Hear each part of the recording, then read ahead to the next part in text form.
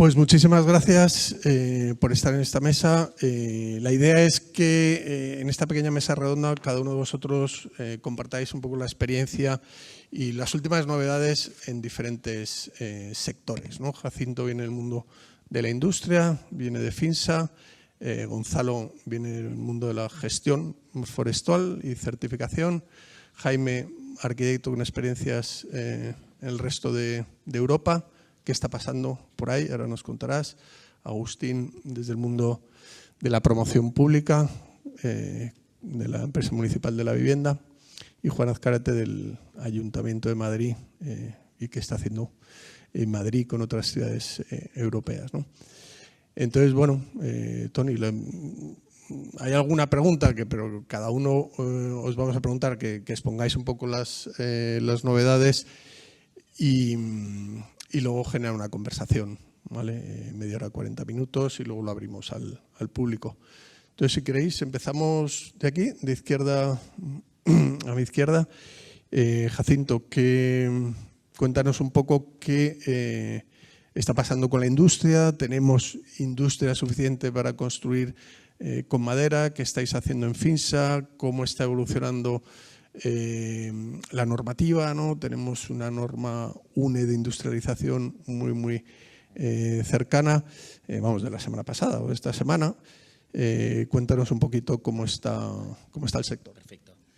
Bueno, muchísimas gracias y gracias, Pablo, por la charla, que siempre es motivadora para todos. Bueno, a ver, yo creo que en los últimos, diría, 5 años, la industria de la construcción en madera, sobre todo la parte de la gestión forestal muy destinada, sobre todo en el caso de estructuras de madera en CLT, podríamos decir que en los últimos 5 años nos hemos empezado a organizar industrialmente los fabricantes. A día de hoy, finales del 26, vamos a tener capacidad de 6 fábricas y, como nos gusta decir a nosotros, repartidos geográficamente donde está la madera en España, porque sabéis que bueno, pues, Cataluña, País Vasco, Galicia, Teruel, y luego también no nos olvidemos de Portugal, ¿no? La gente de Kosovo, que tiene ya montado una fábrica de CLT. Entonces, industria repartida de fabricación de estructuras de CLT, gestión forestal, yo creo, cada vez más organizada, y gracias a FSC también, pues, con criterios de selección, y yo creo que hay un tema bastante relevante, que es la selección de la especie de la madera en temas, pues, como uso estructural o uso en fachadas, que hasta ahora, desgraciadamente, pues en España la mayoría de la madera la hemos destinado al uso de los palets o de las cajas de madera con muy poco valor añadido. Y yo creo que tenemos que siempre acordarnos que España, pues, es la segunda masa forestal de Europa después de Suecia. 28 millones de hectáreas que ahora se están explotando, pues, un tercio más o menos, pero esto está realmente creciendo y la demanda, sobre todo, del mundo del proyecto y de la promoción, ¿no? Está haciendo de palanca. En nuestro caso, además, desde hace años, pues tenemos 2 figuras, la de la gestión forestal y luego la de la transformación, y ahora ya incluso, pues, la logística y el montaje, ¿no? de estructuras de madera, pero también fachadas, ¿no? En nuestro caso tenemos Beta y Evolta. Beta es la parte que se dedica a la gestión forestal y a la genética forestal para mejorar, digamos, los procesos forestales, para desarrollar materia prima para la construcción. Y Evolta lleva muchos años recopilando restos de madera por toda la península, que la volvemos a poner en circulación. Entonces, es un poco el círculo, ¿no? Para nosotros, es decir, desde gestionar forestalmente, transformar, fabricar, montar y luego recoger un poco para no volver a consumir, ¿no? Y luego en la parte de innovación, pues estamos apoyando mucho procesos de hibridación de materiales, con Hormipresa y con Rodiñas. Estamos trabajando en una fachada estructural híbrida hormigón CLT, forjados híbridos con Rodiñas en hormigón y en CLT. Intentamos también estudiar la optimización de la madera también, como decía muy bien Pablo, porque hemos empezado, digamos, hace 10 años con el uso masivo de la madera en el CLT, pero poco a poco tendremos que hacerlo más eficiente, tendremos que ir mejorando la tecnología, los procesos, la metodología del proyecto para optimizar muchísimo la madera y desarrollar sistemas que la optimicen, ¿no? Por ejemplo, nosotros apoyamos los núcleos de hormigón en un edificio, tiene todo el sentido del mundo, la planta baja en hormigón y a partir de ahí empezar en madera, ¿no? No tenemos que ser talibanes de la madera en ningún caso, ¿no? Y luego ya también extrapolar el tema de la madera a más soluciones, como hemos empezado a hacer pues, con nuestro sistema industrializado para interiores con Simón. Son paneles industrializados de madera que se montan, se desmontan, están electrificados, tienen toda la parte ya de tecnología. Empezar a llevar todo eso hacia más aplicaciones, ¿no? Aparte de la estructural. Y por último, pues la oportunidad que tenemos este año, en noviembre, se va a hacer Reveal en Italia. Hemos detectado que hay un interés muy grande por inversores italianos en la construcción industrializada de madera en España, pero al revés también. Y paradójicamente ellos están muy cerca de Austria, pero están construyendo muy poco en madera. Y desde hace unos meses hemos empezado a trabajar unas 30 y pico empresas, que estáis vosotros también, y está Pablo, en el sello español de la construcción industrializada en madera, ¿no? En crear un valor que incluso podamos exportar conocimiento y sistemas, ¿no? Y bueno, estamos en todas estas cosas. Muchísimas gracias, Jacinto. Dices que no hay que ser talibanes de los materiales, pero igual sí que tenemos que ser talibanes de la descarbonización, ¿no? En eso yo creo que nos une a todos y aquí la madera tiene mucho que decir, pero empezar a trabajar con otros materiales yo creo que es clave y necesario. Pues nada, mil gracias, Gonzalo. Enhorabuena, habéis hecho 25 años, ¿no? Y 1 millón de hectáreas certificadas. Pues nada, enhorabuena. Cuéntanos por qué es clave que gestionemos bien nuestros bosques, que los certifiquemos para que la madera pues, sea un material realmente muy sostenible y no sea un material insostenible, ¿no? Si no hacemos una buena gestión. Vale, pues efectivamente lo primero que tenemos que hacer es desterrar esta idea colectiva. Yo hace poco estuve también en este colegio y conocí en el consejo asesor de Reveal una persona que todavía seguía con estas ideas de que utilizar la madera para la construcción era degradar o destruir el monte, ¿no? O los bosques. Tenemos que trabajar este concepto, que la gente sepa que una gestión forestal activa es necesaria si queremos que esos bosques sean regenerados y sean sostenibles con el paso del tiempo. Esto es una de las cosas más importantes, que la gente sepa que hay profesionales, al igual que hay arquitectos que trabajan con códigos técnicos y con planes de arquitectura, hay ingenieros de montes que trabajan con instrumentos técnicos de gestión forestal y que gracias a esos instrumentos podemos garantizar unos planes a futuro. Entonces, esto es algo que tenemos que empezar con eso. Y luego, lo que FSC está aportando durante estos 25 años es un sistema de certificación que lo que hace es una verificación de tercera parte de que esos instrumentos técnicos que se han utilizado cumplen las necesidades de regeneración de esos espacios y que tienen unos impactos positivos a nivel social, a nivel ambiental y económicamente es viable. O sea, tienen que ser las 3 patas digamos, de la mesa de la sostenibilidad, ¿no? Entonces, bueno, ¿qué estamos haciendo estos 25 años, este 1 millón de hectáreas? Bueno, es un granito para nosotros, pero sigue siendo poco. A nosotros nos sabe a poco. ¿Por qué? Porque precisamente como pensamos que la solución está en la gestión activa y como dice Jacinto, tenemos 28 millones de superficie forestal en España, se calculan que unos 18 millones arbolados. Entonces, es mucho todavía lo que hay que hacer porque solamente en un 20% de esa superficie hay instrumentos técnicos de gestión. Entonces, si nosotros avanzamos y tenemos mucha más gestión forestal activa, vamos a lograr conservar esas superficies forestales.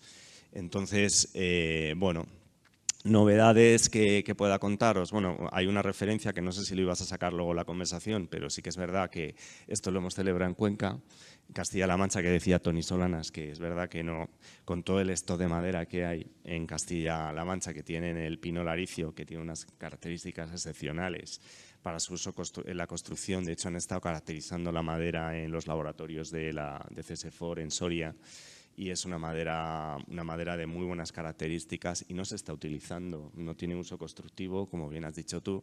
Entonces el otro día nos acompañaba el vicepresidente del Gobierno de Castilla-La Mancha, que se llama José Luis Martínez Guijarro, y allí dijo que van a sacar dentro de ya inminente unas normas de arquitectura que van a hacer obligatorio el uso de la madera en la construcción para todo lo que es la promoción pública.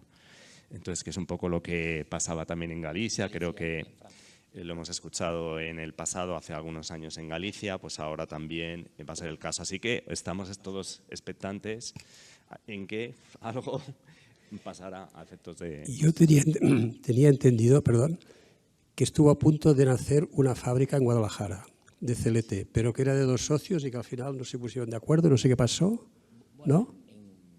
En Teruel se ha montado… Bueno, esta sí, pero es otra cosa, es otra cosa.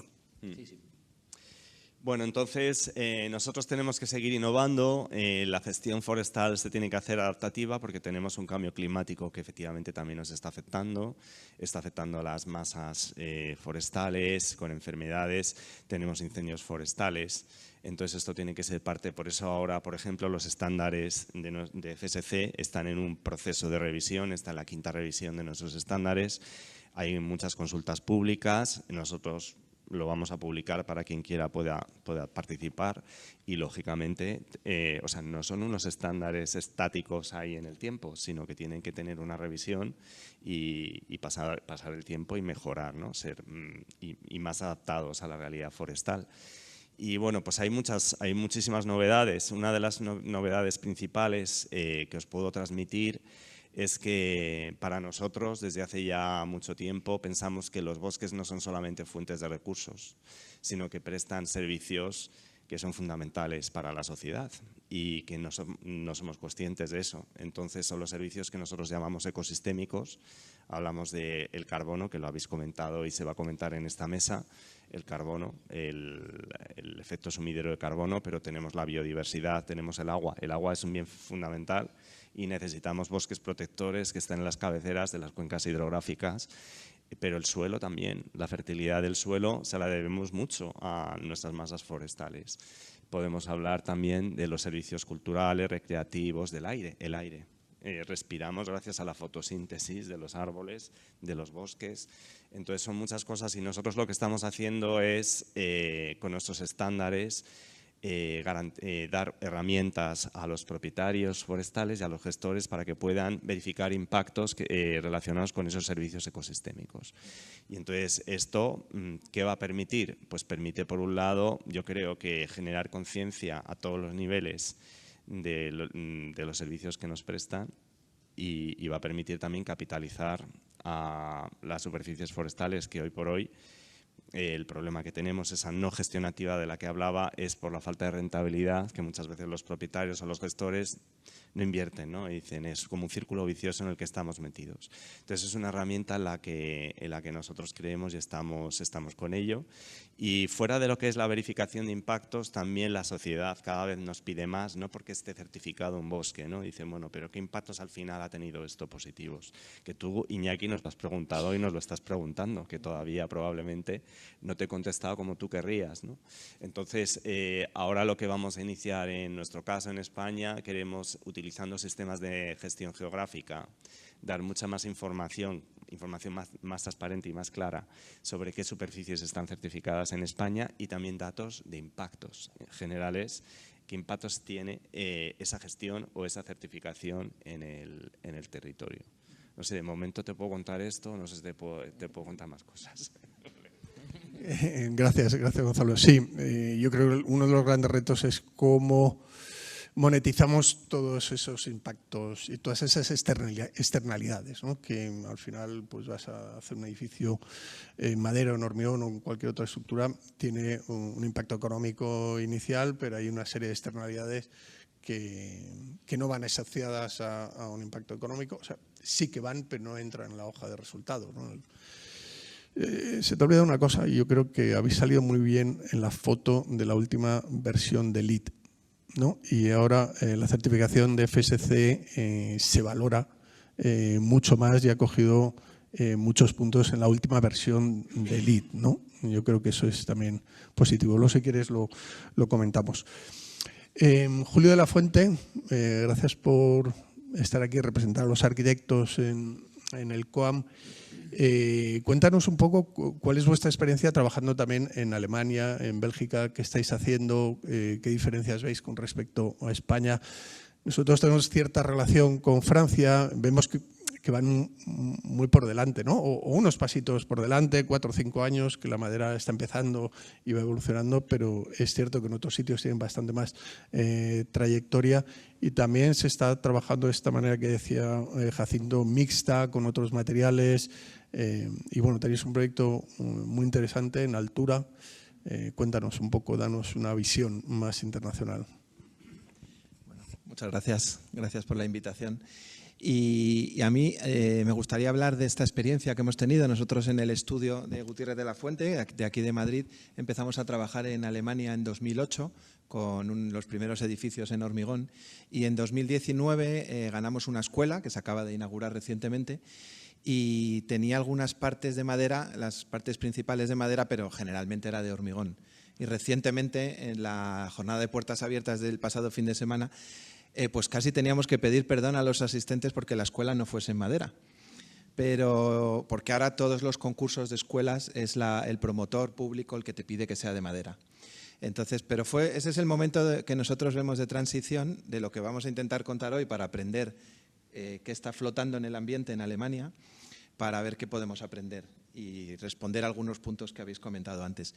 Y luego, después de la escuela, que ya empezamos a hacer el proyecto, porque una cosa es los proyectos que sacas en el libro y otra cosa es dónde estamos ahora, que en construcción en madera, 6 u 8 años de la foto del libro a lo que está pasando ahora hay una gran diferencia. Y eso nos pasó en el segundo concurso que ganamos allí, que fue para la IVA de Stuttgart 2027, y fue un complejo de uso mixto en Böblingen que incluía una torre de 60 metros, que es el máximo que por normativa puedes hacer sin complicarte la vida, con una sola escalera de evacuación, lo cual ya es... Y lo primero que hicimos fue, porque era la IVA, gracias a que era la IVA, había alguien impulsando la innovación, pues llamar a los mejores ingenieros de madera que había en ese momento, que eran unos austriacos de Dorbin, de la región de Vorarlberg, que se llaman Merz & Clay, que son los estudios de ingeniería que más concursos ganan en Europa, y que para que te cojan para un concurso tienes que estar todo el día refrescando el ordenador y cuando sale el concurso tener el teléfono suyo marcado, porque si tardas 3 horas en llamarles, ya hay 30 estudios que han llamado y ellos les da igual qué estudio seas, coge la primera llamada. Tienen esa costumbre. Bueno, total, que nos dieron la masterclass de construcción y el proyecto para la IVA, que la IVA intenta enseñar nuevos sistemas constructivos, pues intentaba ser innovador en cómo construir en el futuro con madera. Planteábamos un edificio con construcción modular, planteábamos un edificio con construcción low-tech, es decir, luces muy pequeñitas, encuentros casi tradicionales de la arquitectura local de madera, y producir con esto que cualquier empresa pequeña, cualquier carpintero pequeño local pueda desarrollar el edificio. Y finalmente el gran edificio, que era la torre en altura, pues hicimos la masterclass de hacer un edificio de estructura híbrida con un core de hormigón, forjados mixtos y pilares de madera. Y los pilares vienen en módulos junto con la fachada. Entonces, eso es lo que estamos desarrollando. El proyecto está en básico. Vino la guerra de Ucrania, se desestabilizó mucho el precio de la madera y el proyecto está un poco parado, y el riesgo de todos estos proyectos en Alemania es que pasen a hormigón, que es lo que está empezando un poco a pasar. Pero, por ejemplo, políticamente es muy importante pensar que Baden-Württemberg tiene un eslogan político muy grande que se llama Holz Offensive, que es la ofensiva de la madera, que suena incluso un poco bélico. Y es un programa muy potente para promover y obligar a promotores públicos a construir en madera. Pero también podemos aprender de experimentos fallidos como el Holz Quartier, Princesa Eugenia, que es un barrio entero en Múnich que está construido en madera. Y visitándolo con uno de los arquitectos, me dijo que claro, que la política fue muy buena hace 15 años, pero que la política le daba al promotor público-privado beneficios, o sea, le daba bonificaciones económicas por cada kilo de madera que usaba. Error. Nadie pensó en aligerar los edificios. Entonces, se construyó con estructuras de CLT, con estructuras murarias, y nadie miró. O sea, la tecnología no avanzó, pero hace 15 años ese barrio fue necesario para que ahora los promotores privados vayan a verlo y digan, coño, se puede hacer con madera. Pero hay otros sistemas. Nosotros cuando empezamos con la torre, había unos proyectos ejemplares en Europa que ya eran esqueletos de madera, pero los detalles de la junta entre pilar y viga la resolvían con una viga de acero dentro. Y justo nos pilló la transición en la que eso ha evolucionado y ahora pues son esqueletos de estructura híbrida de hormigón con madera. Y ya, por ser muy rápido, quisiera comentar que hace unos meses estuvimos en esta misma jornada, pero en la Cámara de Arquitectos de Baden-Württemberg en Stuttgart. Y hubo unos temas muy interesantes que yo quiero transmitir al COAM en la figura de Ángela hoy, porque si ellos van por delante, vamos a ver de qué fue esa. Os voy a transportar a los 4 temas que se hablaron en esa reunión. Entonces, el primero fue todo lo contrario que los héroes. El título de la jornada es ¿Cómo es la nueva normalidad? Entonces, aquí estamos hablando todavía de heroicidades, mientras que ellos dentro de 15 años probablemente la pregunta ¿es esta ya la nueva normalidad? Construir con madera. Y dentro de la nueva normalidad se han encontrado con problemas, y era lo que tú comentabas. Nosotros en la torre, en la fase de anteproyecto, ya estábamos con el detalle de encuentro de fachada con forjado y pilar. Entonces, eso supuso un esfuerzo para que tu básico se convierte en una ejecución. Entonces, como ellos sí delimitan los honorarios para cada fase, tienen el AJAO ahí, controla los honorarios, ahora tienen que evolucionar y darle más pasta a los arquitectos por hacer el básico que por el hacer el de ejecución. Entonces, es justo lo del detalle. Tú no puedes hacer un edificio de madera y el detalle solucionarlo en el de ejecución. Estás muerto, no tiene sentido. Otra cosa fue, en la Cámara de Arquitectos, pensar cómo los ingenieros no se iban a hacer con el negocio, porque en nuestro proyecto de la torre los ingenieros, como los pilares vienen dentro de la fachada, los ingenieros hacen la fachada, la estructura. Ya no hay empresas de protección contra incendios, porque el expertise es tan grande que lo tienen las ingenierías de madera, el contra incendios, la estática, la Bauphysik, la física, la energía del edificio. La gente que hacía energía de edificio también se ha quedado atrás. Entonces, realmente te sientes muchas veces con que la mayor parte del contrato también se lo llevan las ingenierías de expertas en madera. Y bueno, bien, porque te llevan de la mano, pero mal porque nuestras responsabilidades se pueden reducir un poco. Y yo creo que eso es un poco el resumen. No sé si me alarga un poco, pero bueno, un panorama, sí. Un poco mezcladito todo. Muchísimas gracias, Julio. Se me ocurre otro libro, Tony. Hay que escribir un libro sobre los aprendizajes. Por no hablar de fracasos, pero la cantidad de iniciativas es un mundo muy nuevo que también hemos aprendido también metiendo la pata, ¿no? Y seguimos aprendiendo, ¿no? Incentivar la madera por kilo de madera pues no ayuda a quitar madera y que al final es optimizar, ¿no? Entonces, sí, sobre los aprendizajes que dices, hace poco en el Colegio de Arquitectos de Barcelona se hizo un acto también sobre el tema, que venían sobre todo fabricantes y empresarios del mundo de la madera, y nos decían una cosa que enlaza con esto que acabas de decir tú del proyecto básico y el proyecto ejecutivo. Cuando ya casi será muy difícil, cuando tienes un proyecto, pedir 3 ofertas para la constructora, porque dices que vosotros lo que hacéis es que nos venís a ver antes, nosotros hacemos todo el trabajito extra de los detalles, de lo difícil del nuevo sistema, y luego va y se lo dais a otra empresa. No puede ser. Hemos de trabajar del brazo desde el principio, desde el anteproyecto casi, la industria y el arquitecto. Bueno, esto me viene perfecto para introducir a Agustín Arroyo, director de la MV, para que nos cuente un poco cómo está siendo vuestra iniciativa como empresa pública, vuestro primer contacto con la madera a través de Iberia Loreto. Y bueno, ya puedes comentar un poco lo que comenta Tony, ¿no? Cómo estamos enfocando los proyectos desde esa relación más directa de constructora y técnicos, y hacer equipo, que lo comentaba Pablo al principio, en esa visión Lean, y bueno, pues afrontar la arquitectura conjuntamente, ¿no? El arquitecto hace su proyecto, su plano, y luego diferentes licitaciones, cómo lo afrontamos conjuntamente. Bueno, el último comentario de Toni, bien al pelo para lo que quería comentar. El primer acercamiento bueno, en este caso tengo que decir en primer lugar que si en Madrid en muchas ocasiones estamos acostumbrados a intentar, por lo menos en la empresa municipal de la vivienda, ir a la vanguardia, ¿no?, de muchas propuestas arquitectónicas, en este campo tengo que reconocer que hemos ido a rebufo. Y eso es un claro ejemplo, es el propio libro de Toni, donde vemos ejemplos sobre todo de promoción privada en Madrid, pero lo que es promoción pública, por supuesto, Cataluña y País Vasco y Navarra nos ha pasado por delante. Así que la primera aproximación, la verdad, en la empresa la tuvimos, o yo por lo menos, en una vivienda de Iñaki, sentado allí y bueno, viendo una promoción que nos parecía una promoción perfectamente equiparable o mejor, por supuesto, que toda la que estábamos haciendo en ese momento en la empresa.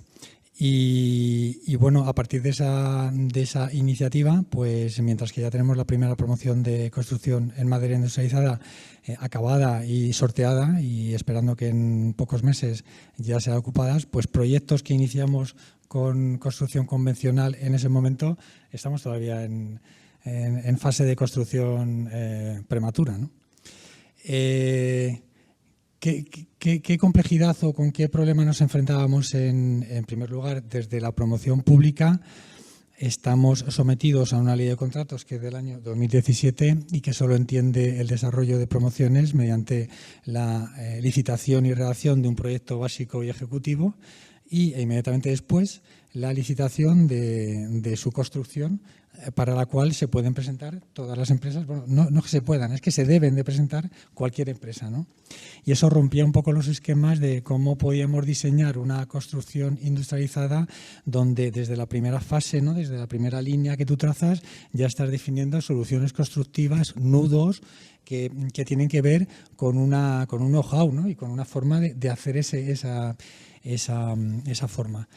Así que la primera complicación fue romper barreras jurídicas y promover un proyecto y obra conjunto, que en esa ley que os comento lo ponen como de un carácter excepcionalísimo, donde es como ir a la luna, ¿no? O sea, que solo lo puedes justificar con que es que unes el proyecto con la propia construcción, porque no hay nadie en el mundo entero que pueda hacerlo salvo uno, ¿no?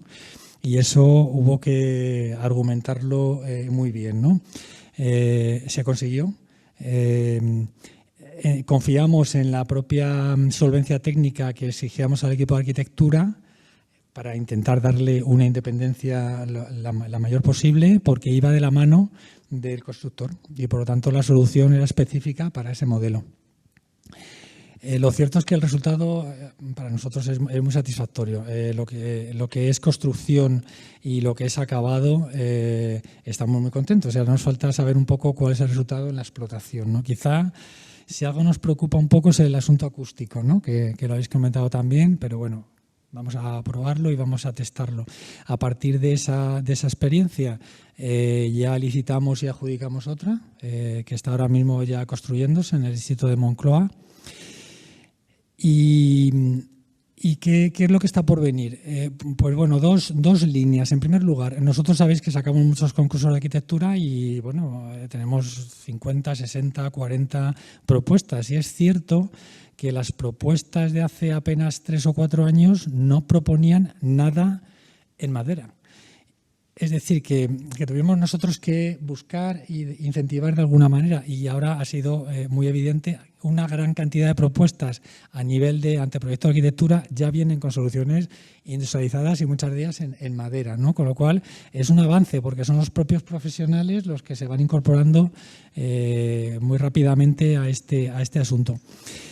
Y en esa evolución, junto con los concursos de arquitectura, seguimos avanzando en licitaciones de proyecto y obra, Y la última, bueno, no sé si sois conocedores, pero acabamos de finalizar la presentación de propuestas de 3 lotes de arquitectura industrializada en Los Berrocales. Son promociones de 200 viviendas donde nosotros no hemos puesto ningún tipo de condicionante a qué industrialización o hacia dónde va orientada esa industrialización.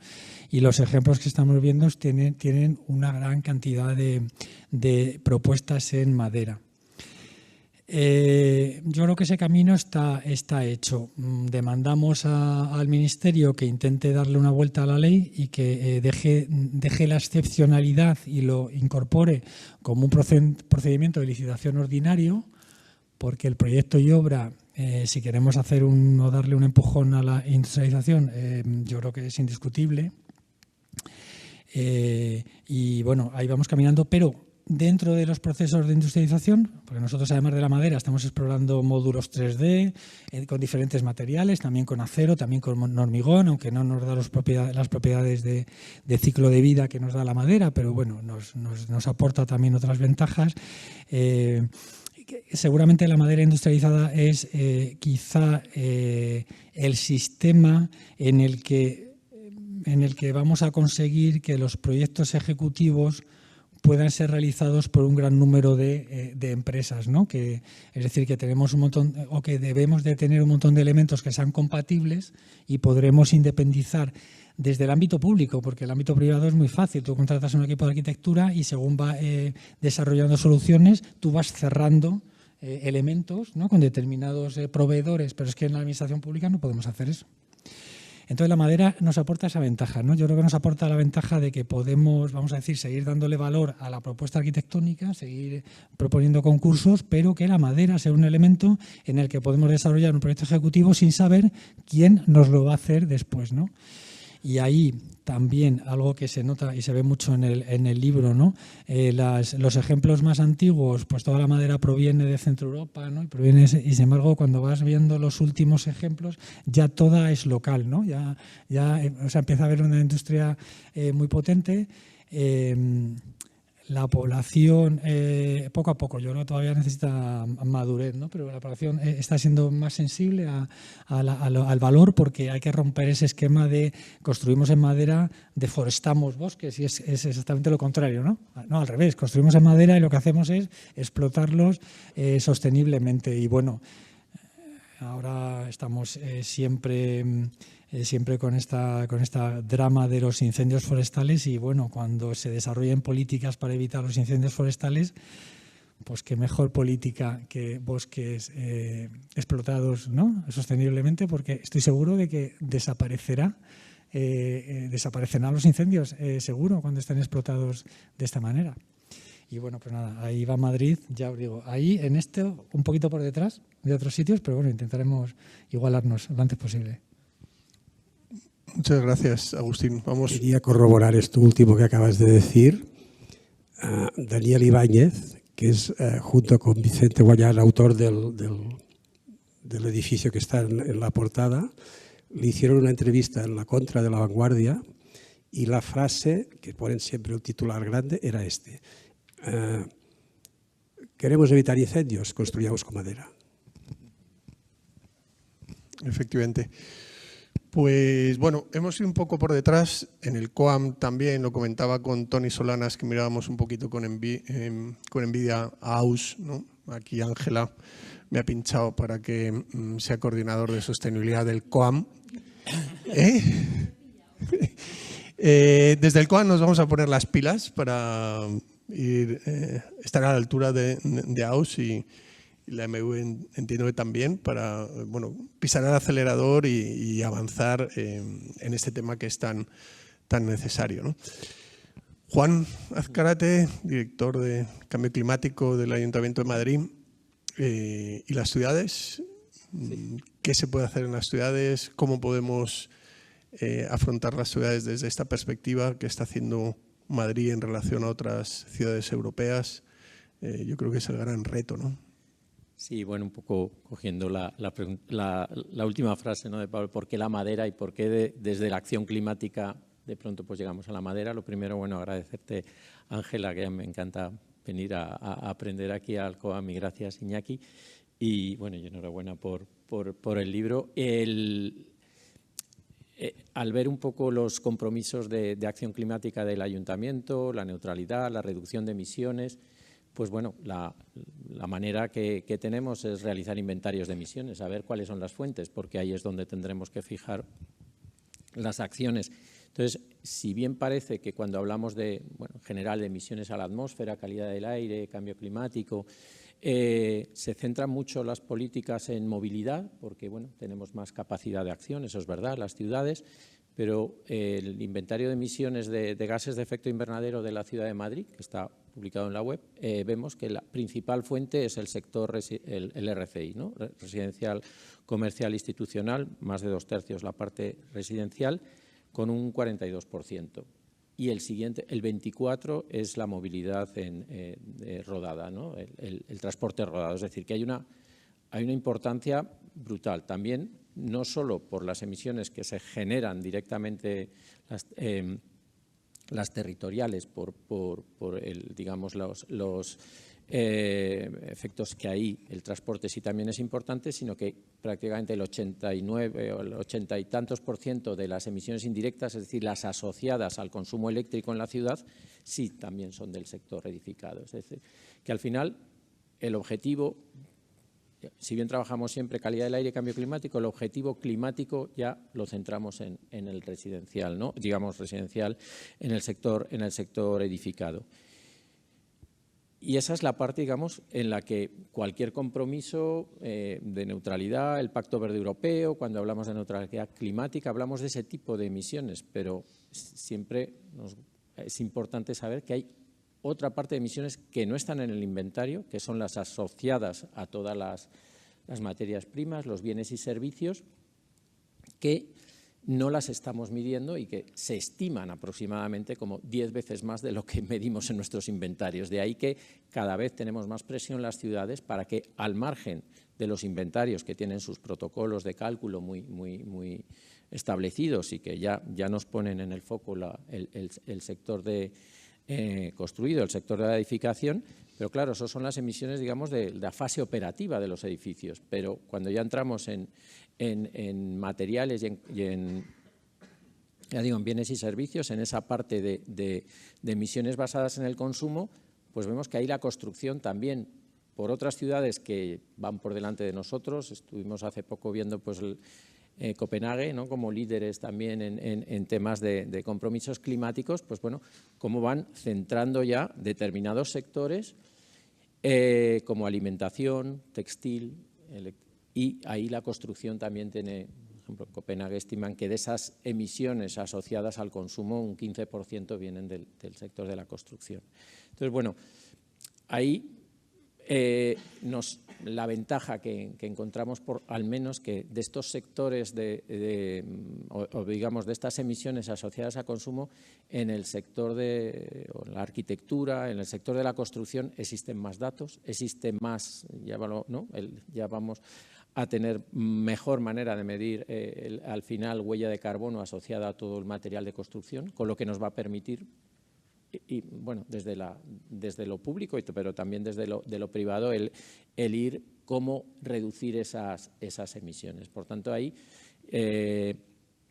nos aparecen los materiales de origen biológico, como la madera, la eficiencia, y luego, por no centrar, y que me ha gustado también que has comentado también, Toni, no solo lo que es la propia construcción, es decir, que siempre cuando vemos la jerarquía de construcción limpia, y también vamos aprendiendo, que no dejan de ser cosas lógicas, pero a veces se nos olvidan las primeras bases de las pirámides, es el tema de priorizar lo ya construido. Es decir, tenemos, al final está toda la parte de rehabilitación que nos incidirá directamente en estas emisiones que medimos, y ahí la madera puede tener, por tanto, no me extraña que estuvieran interesados en Barcelona en rehabilitación con material en madera, porque ahí vamos a tener un impacto en esas emisiones, digamos, territoriales.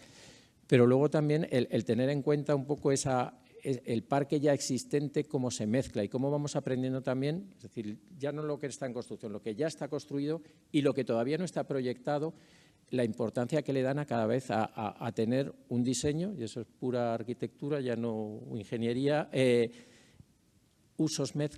mezcla de usos, ya no mezcla de usos en el urbanismo, mezcla de usos en los edificios. Cada vez vamos encontrando que van uniendo. Aquí hay algún ejemplo que, bueno, pues con la Biblioteca Francisco Umbral, que si no las he visto en Villaverde, de construcción en madera muy interesante, pero que ya va metiendo también otros servicios, no solo la biblioteca, también o un centro de mayores asociado a otros equipamientos mixtos también, porque, bueno, en general, o si nosotros trabajamos en renaturalización de un patio escolar, si luego lo cerramos todo el verano y los fines de semana, vamos a intentar que los patios se abran también. Es decir, al final, el intentar también, ahí puede haber una reducción también importante, ¿no? El tema de priorizar los activos actuales. Entonces, bueno, con eso digo de los patios, no nos metemos en adaptación, pero si hablamos de calor y si hablamos de pérdida de biodiversidad y si hablamos de recursos hídricos, pues nos volvemos a encontrar con la madera. O sea, que es que desde la acción climática,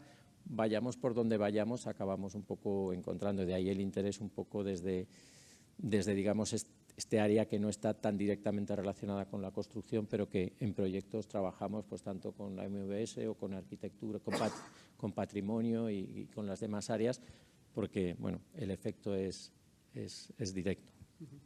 Muchísimas gracias, Juan.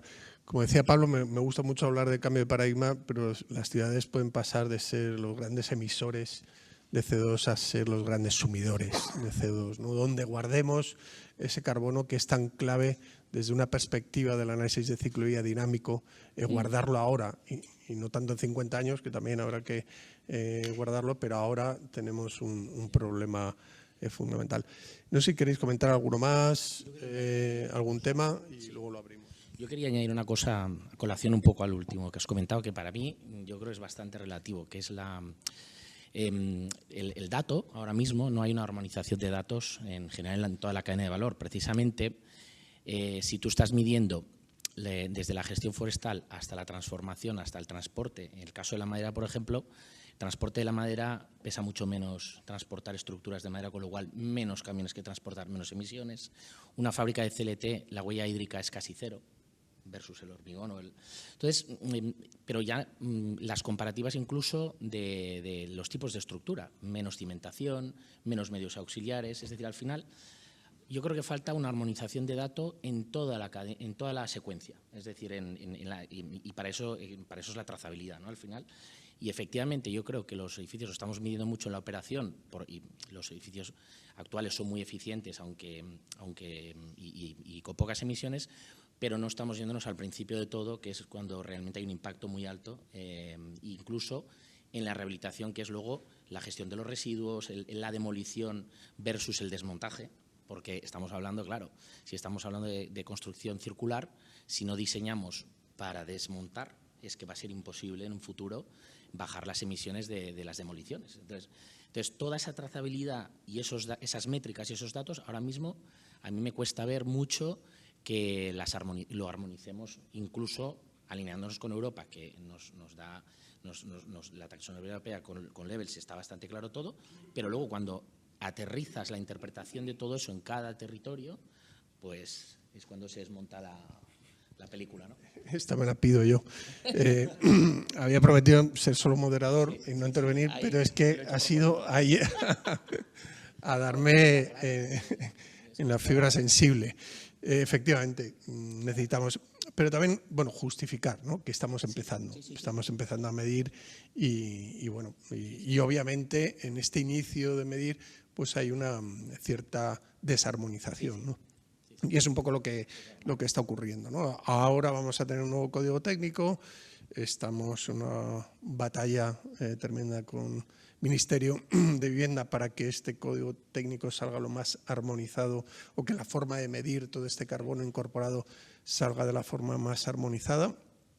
Y obviamente tenemos que incorporar cada vez mejor calidad del dato, ¿no? Nuestra perspectiva, nuestra visión es que primero midamos de la misma manera y con los mismos datos, aunque no sea el mejor dato, pero tengamos una visión de estabilidad del dato para que todos midamos igual, porque si no, luego no vamos a poder comparar, y los ejercicios que ha hecho Indicate con Green Building Council o el clúster de la construcción, pues es que las diferentes promotoras han puesto a medir análisis de ciclo de vida, se han sentado y han dicho, ostras, tu foto es totalmente diferente a la mía, no hay coherencia. ¿Por qué? Porque las fuentes de datos son diferentes, las metodologías. Entonces, primero, aunque no sea con la mejor calidad del dato, pero pongámonos a medir de la misma manera, y luego un proceso de mejora de la calidad del dato, ¿no? Pasar de un dato genérico a datos cada vez más específicos. Y claro, yo ahora mido pues, un camión, pero no es lo mismo que venga un camión cargado con volumen de madera, con kilos de hormigón o con kilos de madera, el consumo es diferente. Pero ya eso es ir afinando el dato, ¿no? Pero totalmente de acuerdo contigo. Y es que si no lo hacemos bien desde el principio, a mí me da miedo generar confusión en el sector, ¿no? Porque tenemos una grandísima oportunidad. Vamos a empezar, bueno, aquí, Ángela, tenemos que contar esto a todos los arquitectos de Madrid, del COAM, que la mayoría no tienen ni idea de nada de esto, de cómo calcular. Si no lo hacemos de alguna forma un poquito coherente, armonizada y rigurosa, ya al sector le va a costar mucho. Ostras, otra cosa más, el técnico que tiene que hacer un certificado de visado, otro tema más, y ya si encima tiene pues grietas, bueno, pues pero vamos, totalmente de acuerdo contigo en la armonización. En el caso de los fabricantes de CLT, por ejemplo, pues nos tenemos que poner de acuerdo en la armonización del dato de eso. Es decir, es que al final hay verticales y las propias verticales están desconectadas. Entonces, ahí es un poco, pero estoy de acuerdo contigo, Iñaki, que el primer paso es medir, porque no se está midiendo. Entonces, primero es medir y luego mejorar, ¿no? Pero bueno, sí. Perdón. Yo quiero decir algo. La primera cosa que quiero deciros es que estamos en un proyecto live modelizando el cálculo de carbono y os voy a mantener bien informados a ti, Iñaki. La semana que viene voy a estar en Beteta, en Guadalajara, y estamos trabajando con el Centro Superior de Investigaciones Científicas, con varias universidades, y es un proyecto que tenemos colaborativo con Italia. Así que espero contribuir en algo a esa conversación. Y la otra parte que no os había comentado, la innovación, tiene que ver con lo que está diciendo Jacinto, y es verdad que no lo he dicho, y el tema de la circularidad es muy importante. En FSC nosotros teníamos ya unos estándares de madera reciclada, pero ahora vamos a poner mucho más énfasis en todas las soluciones de circularidad. Tenemos un proyecto live, FSC Internacional, con un montón de países, y nos hemos asociado a la Fundación Ellen MacArthur y estamos ahí poniendo la carne en el asador, y en poco tiempo vamos a reforzar mucho más en los estándares de FSC la circularidad, que eso es importantísimo. Sí, a mí me gustaría también comentar sobre la circularidad, porque a veces veo que es un punto que puede colisionar con ciertas maneras de entender la construcción en madera. Entonces, se me vienen 3 ejemplos a la cabeza. El primero es nuestros proyectos en Bélgica. Al contrario que lo que mucha gente piensa, en Bélgica no hay cultura de construir con estructura de madera.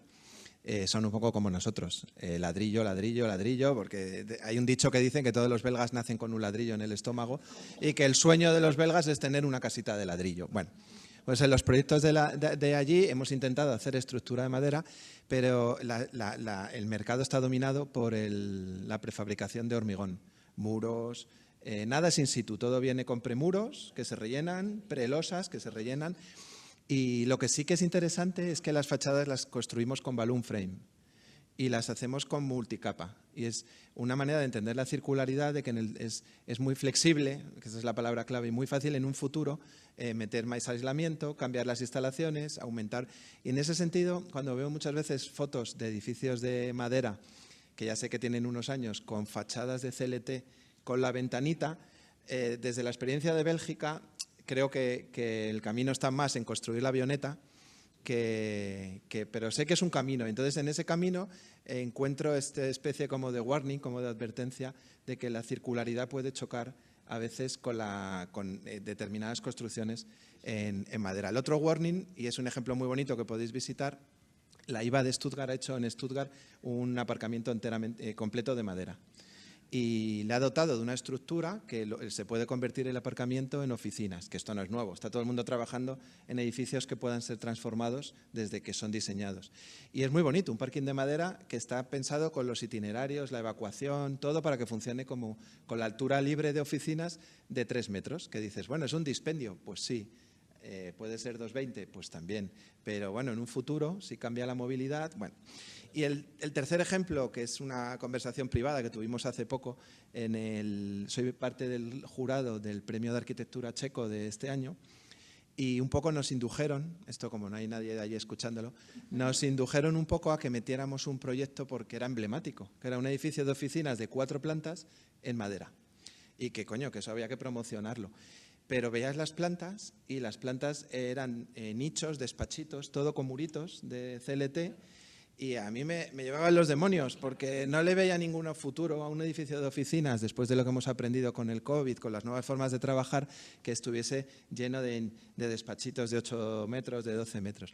Entonces, claro, por un lado entiendo que están en ese proceso en el que tienen que mostrar cómo construir con madera. Es el edificio más alto de madera de República Checa, que tú te esperas que haya más cosas. Pero por el otro lado es el edificio menos flexible que he visto yo en mucho tiempo. Entonces, bueno, pues es una especie de warning a ese paso entre la portada del libro y las avionetas de Pablo, pues bueno, no caer ahí en el...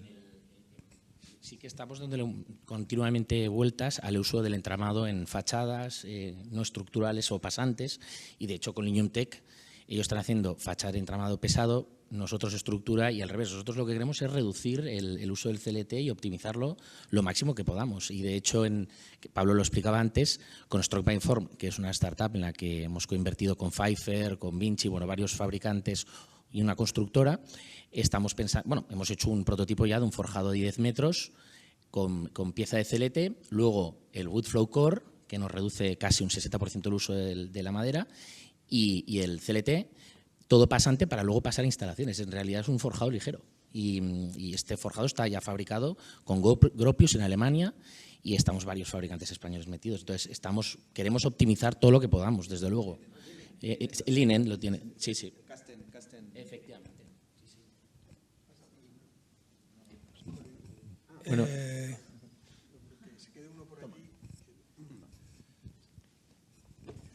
Bueno, yo no sé si lo he leído en el libro o en otro ámbito, pero no hay que obsesionarse con el tema de batir los récords de alturas, ¿no? de madera. O sea que tenemos muchísimo recorrido todavía por delante y un inmenso porcentaje de construcciones que está en unos parámetros perfectamente realizables en madera, y seguramente si intentas hacer un alarde en madera, al final acabas siendo un poco esclavo de esa dependencia, ¿no? Y crear pues esas celdas que no son apropiadas.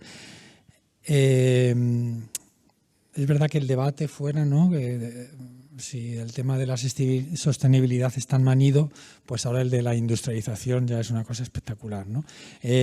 Pero la madera tiene una altísima ventaja, ¿no? Que he comentado antes con respecto a otros modelos, que es esa polivalencia y esa capacidad de hacer compatibles elementos diferentes. Eso sí que en esta industria incipiente sí que puede aportar una gran ventaja hacia otros modelos en donde para un promotor público o privado, cuando entra en un proceso de industrialización vinculado a elementos 2D de hormigón o de acero, en el fondo estás temblando porque como tenga un problema esa fábrica, ya no hablo del problema que tienes con certificar una gran parte de tu producción en fábrica porque la ley hipotecaria no te deja certificar porque tiene que estar en el sitio, ¿no?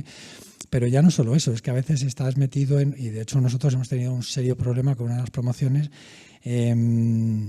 Ojo a que tengas un problema en medio de esa producción con la mitad de los elementos puestos y que de repente esa patente o esa línea ya no está. Y sin embargo la madera se puede solucionar. O sea que si lo estás haciendo en madera vas a tener otras alternativas y esa es una posición de ventaja muy interesante en la industrialización, que está tan bueno y que es necesaria evidentemente con respecto a otros sistemas más allá de sus valores medioambientales, ¿no? Gracias, Agustín. Son las 2. No sé si alguien quiere hacer alguna aportación. Ángela. Tengo enchufe. No, agradeceros a todos. Bueno, decir que te cojo el guante que he dicho, me he dado por enterada. El colegio ya además está Iñaki de coordinador del Grupo Abierto de Sostenibilidad del colegio, lo cual va a hacer que ese grupo sea un grupo sin duda activo. Estamos lanzando un montón de iniciativas para que la sostenibilidad y, por supuesto, la industrialización y todo lo que conlleva, ¿no? Entender de manera muy integral lo que es la arquitectura y sus procesos constructivos, pues desde el colegio aprendamos, lideremos, interioricemos muchas nuevas maneras de pensar la arquitectura.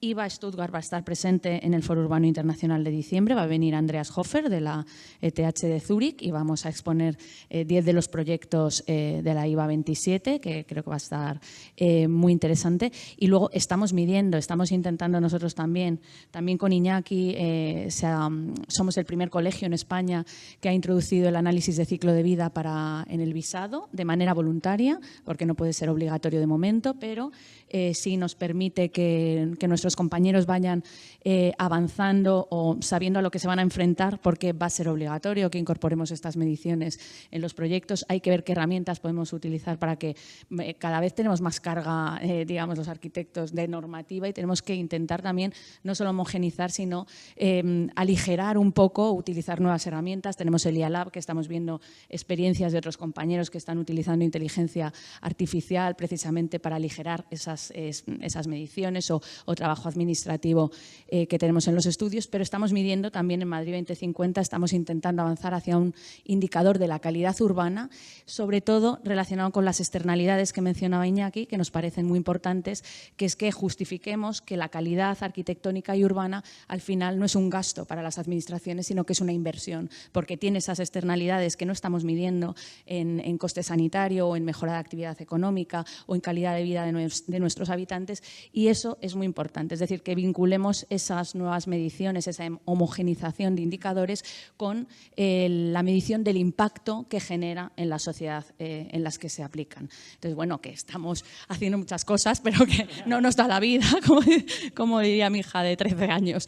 Así que nada, pero bueno, que estamos en ello y te cogemos el guante, Iñaki, y bueno, esta jornada también es un reflejo de ello. Así que nada, gracias. Gracias, Ángela. Sí, efectivamente, estamos pisando el acelerador aquí en Madrid. Igual hemos empezado un poquito más tarde con la sostenibilidad en el COAM. Llegó Ángela y ha revolucionado la sostenibilidad aquí, y la MV igual. Pero ahora estamos pisando el acelerador y hay mucho por hacer. No sé si hay alguna otra pregunta. Cerramos. Alberto.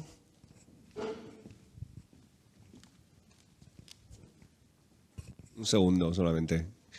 Homogeneización de indicadores es clave, es absolutamente esencial. O sea, solamente decir eso. O sea, si queremos comparar soluciones, manzanas con manzanas y peras con peras, necesitas tener unos datos fiables. Si no, no hay sostenibilidad. Porque eso se tiene que hacer al comienzo del proyecto, cuando todavía estás planteándote si vas a hacer una solución en madera, en hormigón, en acero, lo que sea. Pero tienes que poder comparar datos de una forma fiable. Y los datos tienen que ser homogéneos. Si no, es imposible hacer sostenibilidad. Solamente eso. Estoy totalmente de acuerdo con lo que habéis dicho y que simplemente subrayarlo, porque eso es clave. Gracias, Alberto. Bueno, Toni, cierras, ya que eres tú el protagonista, y nos vamos, que son las 2. Bueno, en primer lugar, agradeceros a todos el que estáis aquí, al público, a los ponentes, especialmente a ti, Iñaki, y al colegio, por descontado. La ponencia de Juan me ha traído al recuerdo una anécdota que os hablaba en algún momento dado de los lobbies. Bueno, os contaré un secreto. El cuento de los 3 cerditos se lo inventó el lobby del hormigón. Está clarísimo.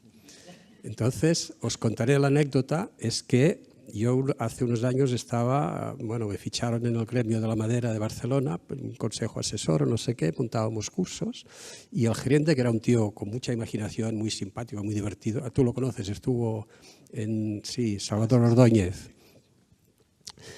en un congreso que se hacía de madera en Vic, dijo, bueno, vamos a demostrar esto, que el cuento de los 3 cerditos, no. Y construimos 3 pequeños módulos de, no sé, 2,5 por 2,5 por 2,5 de altura, uno de paja, uno de madera y uno de ladrillo. Y nos fuimos a los bomberos, dijimos, mire, queremos prender fuego a estos 3 edificios para ver qué pasa, ¿no?, con la construcción. Lógicamente la paja y la madera estaba trasdosada con pladur y el ladrillo, pues ladrillo. Y los bomberos lo primero que nos dicen es, no vais a conseguir que esto queme. Si no ponéis colchones, ropa, cosas, las casas no queman. Y bueno, pues echamos colchones, echamos no sé qué. Al final los mismos bomberos que estaban allí, porque dijimos, claro, a la que prendamos fuego a esto, van a empezar a llamar a los bomberos de todo Vic, que hay un incendio. Bueno, pues estaban en conocimiento, vienen allí, tuvieron que regar los colchones, no sé si con petróleo o con qué, y al final sí, todas las tres se empezaron a quemar y mucho humo por allí, mucho humo por allí. Y al final, al cabo de media hora, los mismos bomberos los apagaron todos.